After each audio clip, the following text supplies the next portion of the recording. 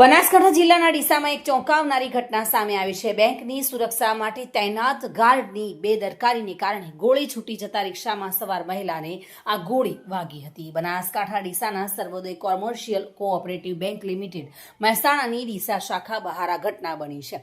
બેંકની સુરક્ષા માટે તૈનાત સિક્યુરિટી ગાર્ડ જીતેન્દ્રસિંહ યદુસિંહ રાજપૂત, જેમની ઉંમર વર્ષ 53 અને જે એક્સ આર્મી હોવાનું જાણવા મળે છે, બેંક ખાતે કેશ વાન આવવાની હોતી અને તે દરમિયાન બેંક નીચે રિક્ષા ઊભી હતી, જેમાં રાણપુર ગામની 50 વર્ષીય મહિલા શકરીબેન ધારજીજી ઠાકોર બેસેલી હતી। ત્યારે ગાર્ડ બંદૂક હેન્ડલ કરી રહ્યો હતો અને અચાનક બેદરકારીથી ગોળી છૂટી ગઈ હતી અને આ ગોળી રિક્ષાના પાછળના ભાગને ચીરીને સીધી આ મહિલાની પીઠના ભાગમાં ઘૂસી ગઈ હતી।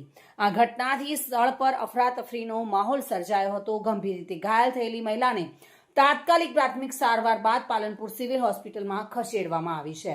માહિતી મુજબ મુખ્ય ગાર્ડ હાજર ન હોવાથી ઉત્તમ સિક્યુરિટી કોન્ટ્રાક્ટર દ્વારા જીતેન્દ્રસિંહને ફરજ પર મૂકવામાં આવ્યા હતા। આ ઘટના બાદ ગાર્ડને નજર કેદ કરાયો હતો। આ સમગ્ર ઘટનાને બેંક સુરક્ષા વ્યવસ્થાને લઈને અનેક પ્રશ્નો ઊભા થઈ રહ્યા છે। હાલ પોલીસે વધુ તપાસ હાથ ધરી છે। ચિરાગસિંહ માળી સાથે bureau report, today Gujarati news.